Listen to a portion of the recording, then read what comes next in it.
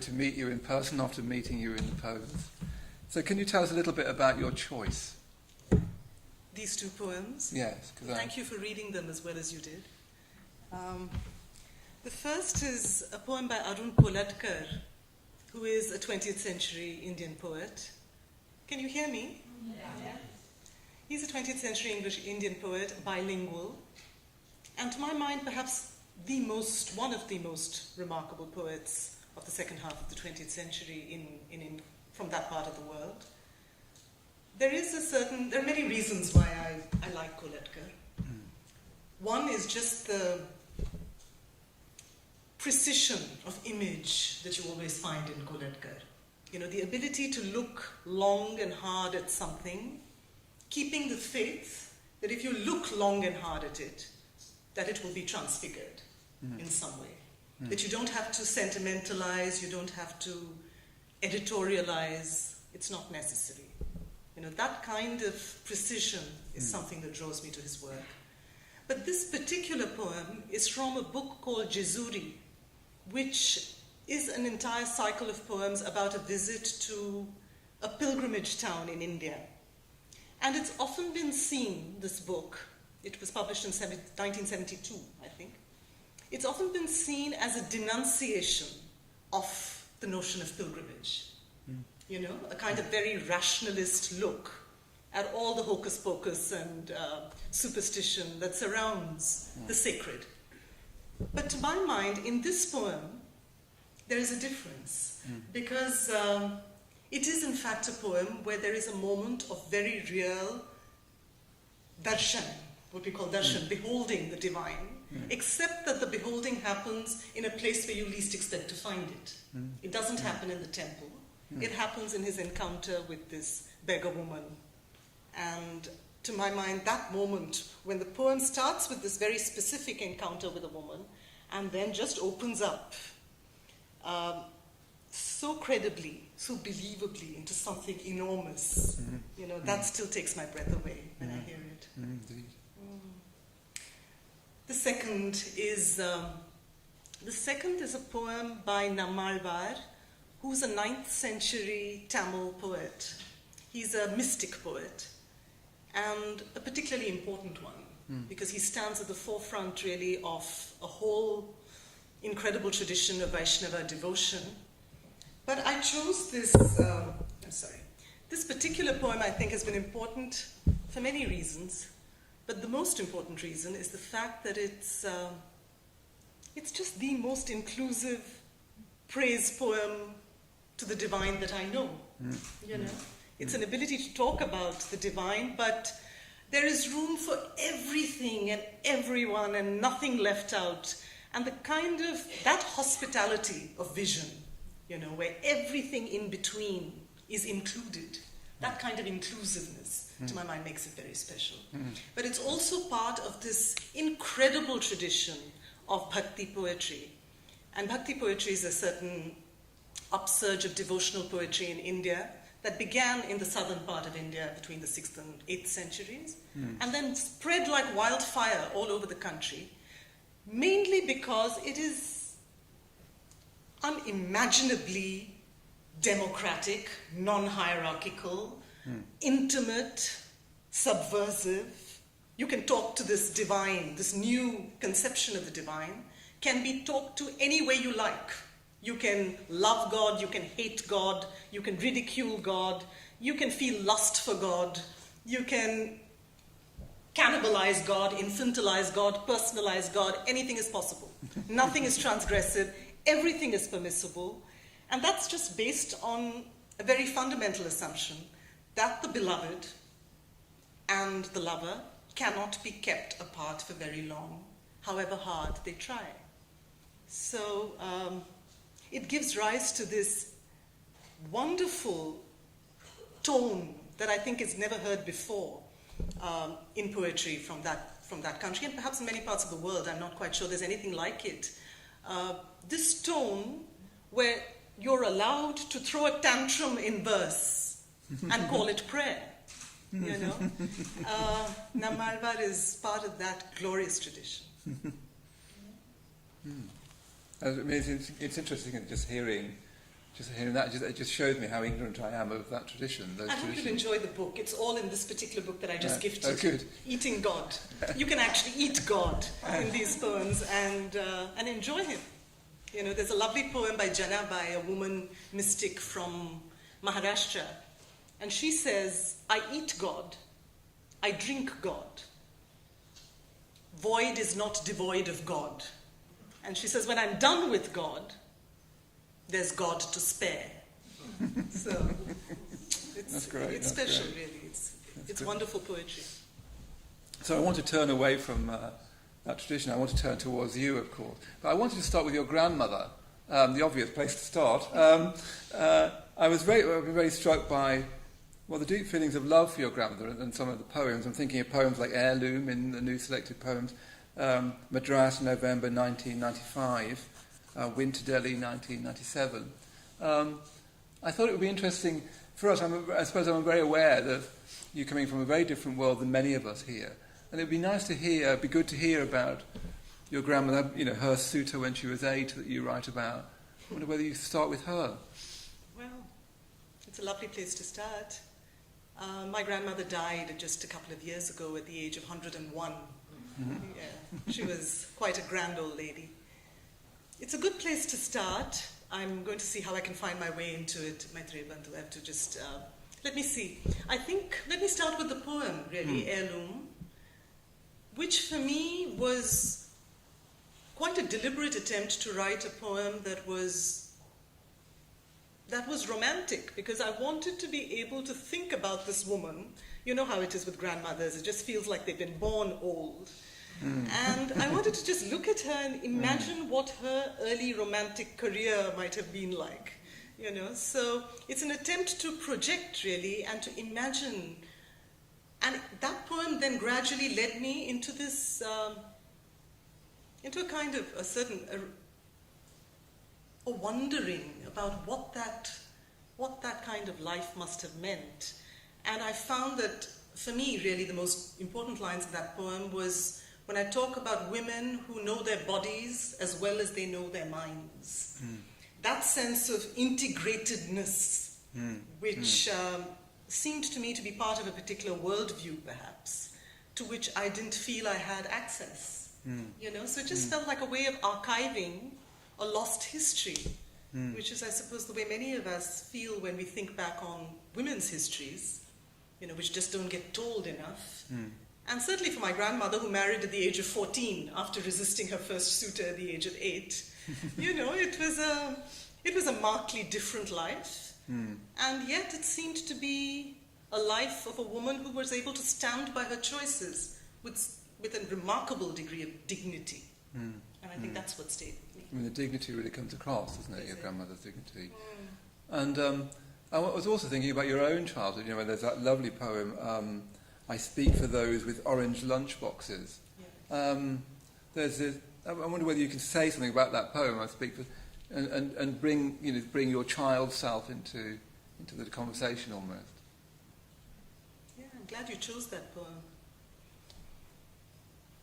You know, there's a great, it seems to me sometimes that there is a great pressure on poets, maybe more so from the part of the world from which I come, a great pressure on poets to prove their political credentials, you know, to be able to prove that their politics are in the right place, their conscience is active and vigilant, and it's a fine thing to do. I have no problem with that at all. I have some strong poems, overtly political poems.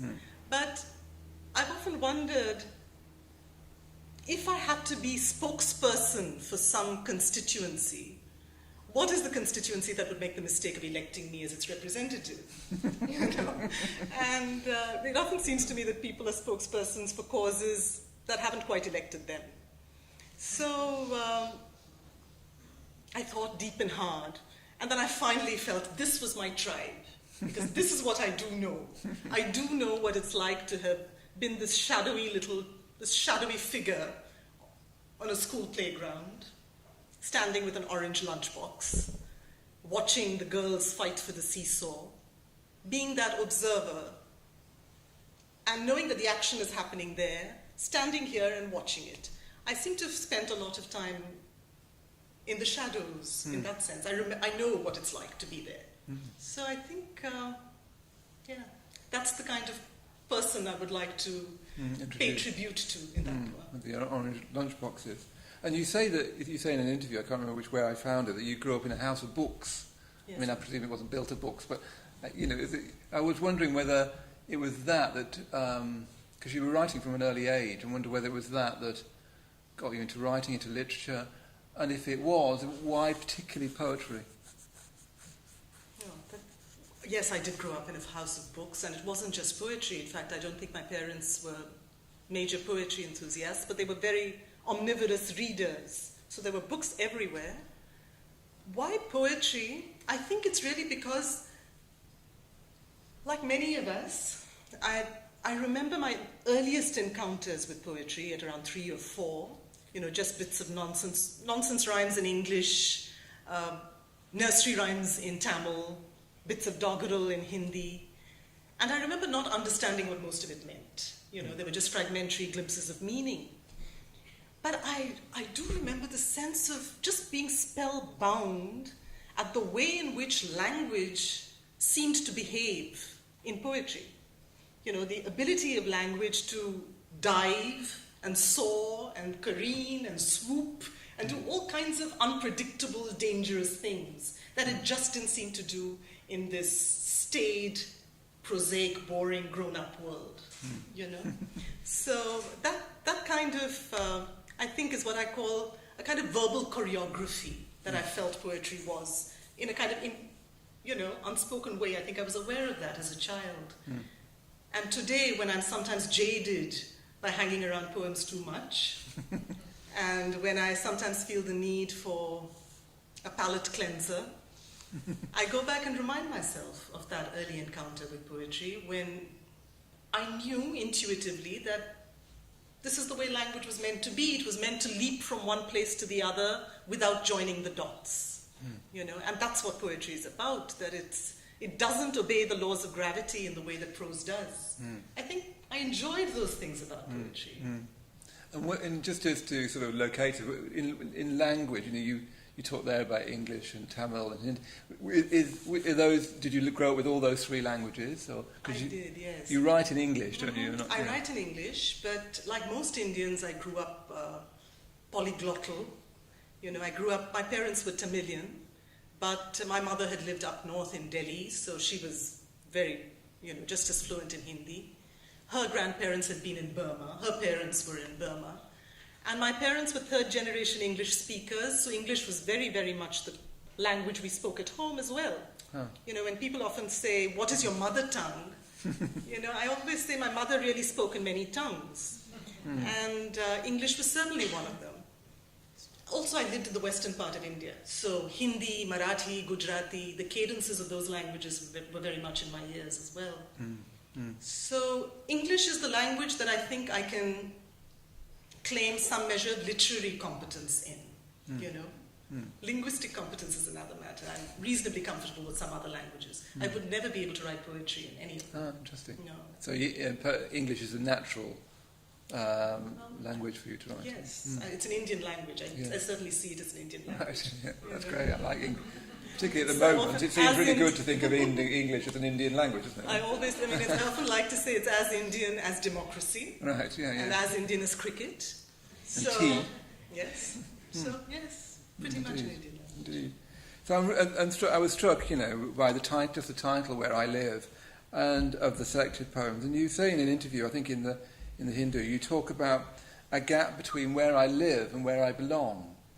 And I wonder whether you could say more about that, what that gap means for you, a gap between where I live and where I belong. It seems to be important to you, and it seems to run through the poetry. It does, doesn't it? A question about belonging, rooted in place, but not quite belonging. So, yes. Yeah. With the second book, Where I Live, I realized that I had a manuscript ready, I think, when I discovered that the poems collectively seemed to be trying to address the gap between where I live and where I belong. I don't know at least at the time that I wrote the book, I certainly didn't know where I belonged, but I knew where I didn't want to belong. So I think that edge is very much part of the poems. Yes, indeed, yeah. Where I didn't want to belong culturally, where I didn't want to belong politically, where I didn't want to belong. It was also about looking at belonging in terms of actually inhabiting the body and what that means as well. So it was an attempt to look at belonging on different levels, I think. Yeah. But the interesting thing is that I realized this only when God is a Traveler, the most recent book, happened. I realized that there's a shift in some way. I have no idea today where I live, because that's the kind of vagabond life I seem to lead. But I have a clearer sense of belonging, I think. Oh, that's interesting. Yeah. That's interesting. At least a deeper sense of anchorage. And I was... Will we be able to listen to you reciting some of your poetry? Oh yes, I should have told you. Thank you. We're in discussion for a while, then we're going to have a cup of tea, and then Arundhati will be reciting her poems.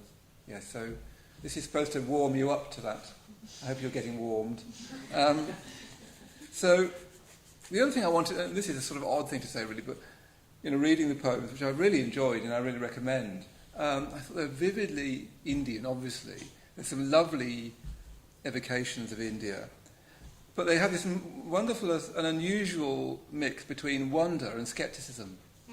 Between humour and warmth, they're sensual and intelligent.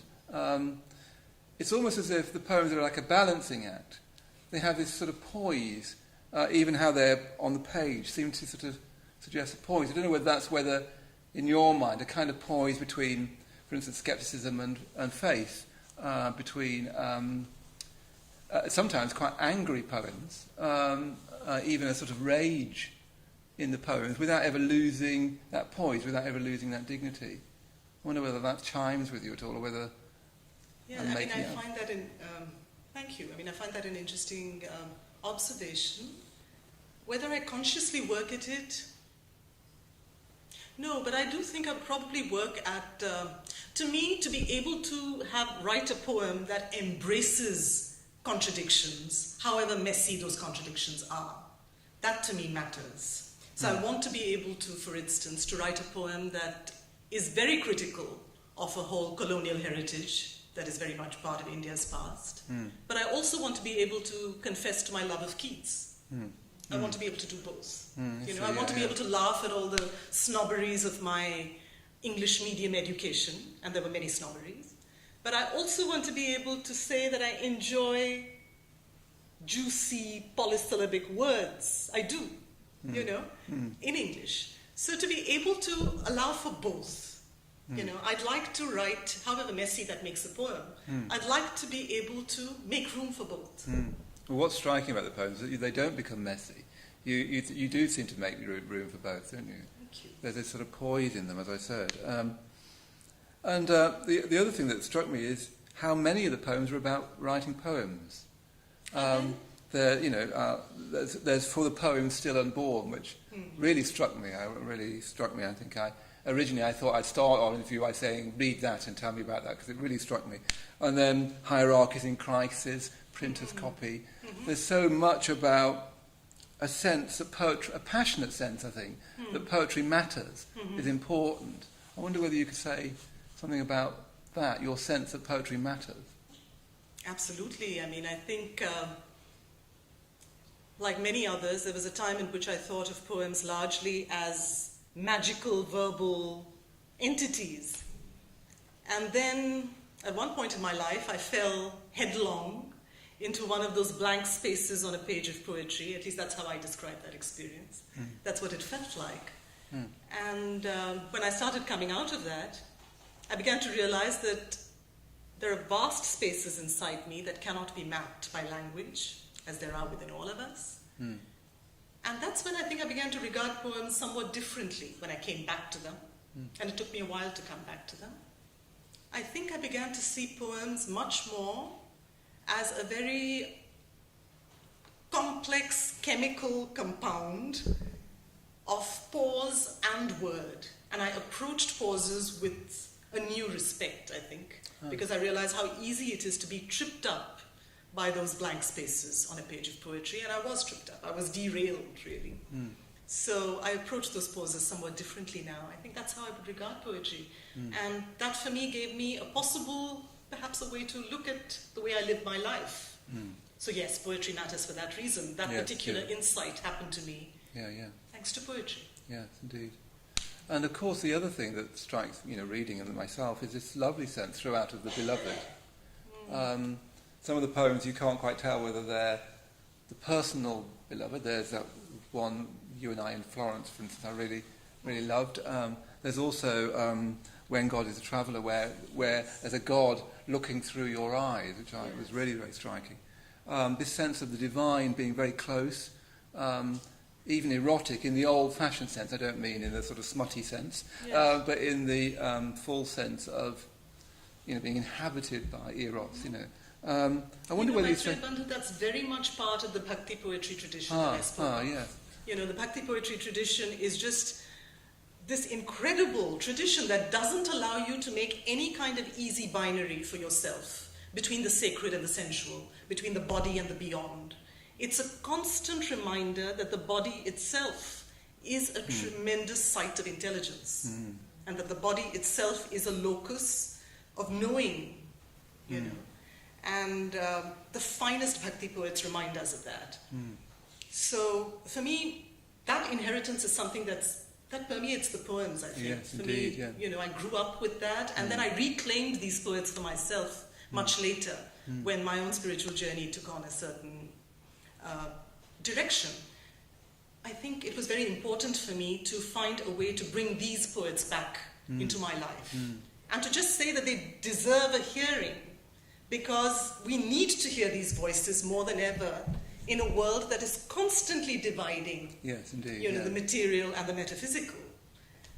To be able to say these two can be seen and experienced as inseparable, as inextricable, I think that's what these poems remind us of. And yet when you do that, what's striking is that you very much keep hold of your wit and your scepticism, don't you? You don't sort of fall into the arms of the beloved quite, although you do that. But no, I don't. You don't lose your mind, do you? Don't you lose your head? Can you? Yeah, because I think it's also about seeing, when I'm talking about embracing various oppositions, it's also about seeing that I'm as much a person, as we all are, with a mind, as I am with a body. And sometimes I feel that the cultural climate we live in compels us to believe that we have to choose. Yes, yeah. So somehow you have to write the body, prove yourself, prove your credentials in a certain way, write the body, and this is what you must do. Or or is your work intellectual? Does it have to be this or that? And I just wanted the right to own a mind, and the right to own a body, and that whole mess in between. I wanted to make room for that, I think. But I'm sorry, you said something else. Your question was also about, have I answered it? I think so, yes. Okay.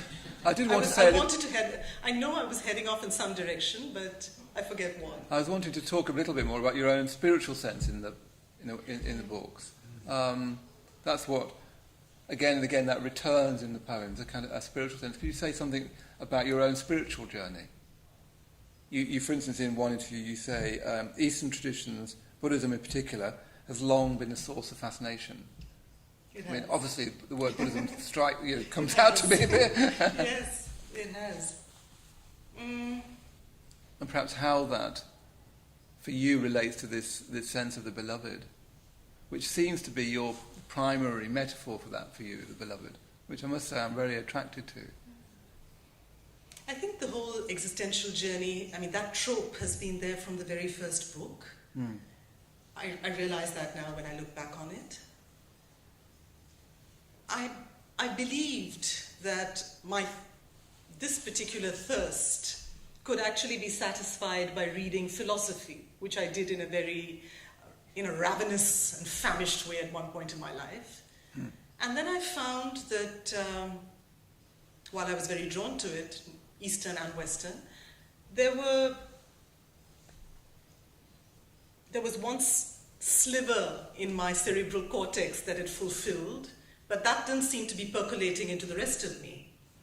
So I turned then to the mystics. And the mystics from across all spiritual persuasions were voices that spoke to me in a particular way, because they seemed to cut through this whole smog of doctrine and opinion and, all the intellectual gymnastics that many of us are capable of. Cut right through that.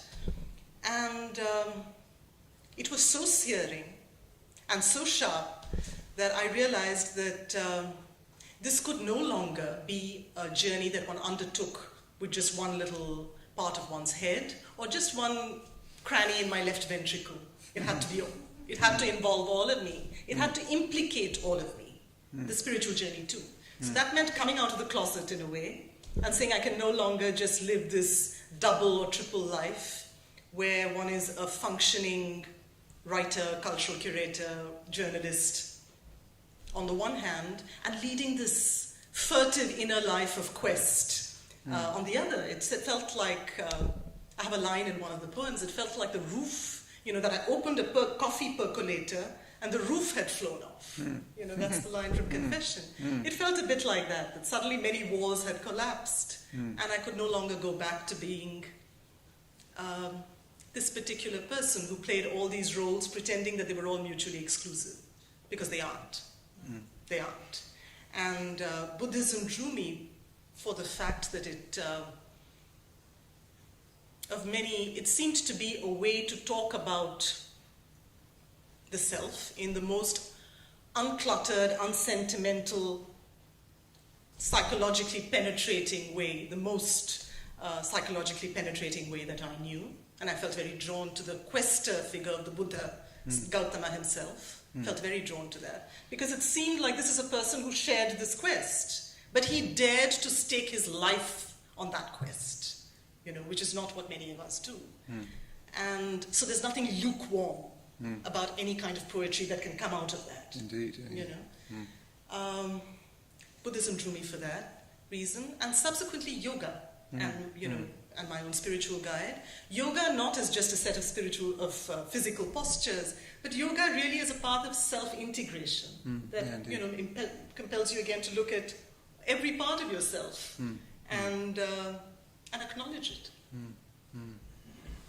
And then finally, I wanted to. Yes, I'm struck by that, and how it comes across to me in the poems again is that this sense that the poems reach out.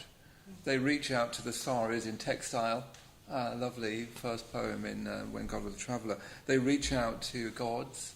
They reach out to people in the street. They reach out to friends. A lot of poems about friends. Yes. Friendship is an important part of the world of your poems. There's poems about wonder, sensualism, romance, the whole caboodle. So I wanted you to sort of say, and I'm thinking back to this sense that so many of the poems seem to be about writing poems. How has writing poems helped you, and how could it help us? I don't want to preach to the converted.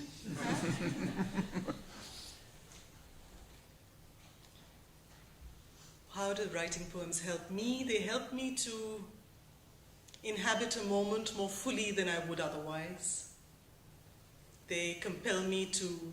It's a kind of vertical engagement with reality, isn't it? You have to just live here in this moment. To me, the lyric poem does that. Yes, indeed. And how do they help people? We all know how they help us. Doesn't change a thing, does it?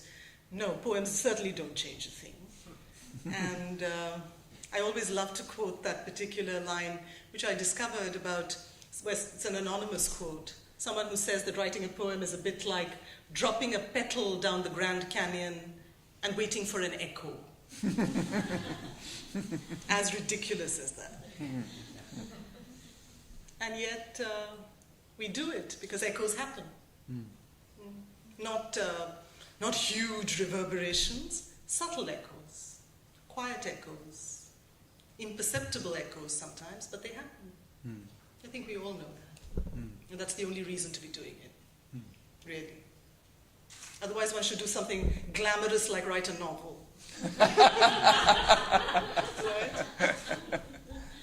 So that's a lovely place to end, on subtle echoes, imperceptible echoes. And we'll be hearing some of those echoes after a brief cup of tea. Ladies and gentlemen, Arundhathi Subramaniam.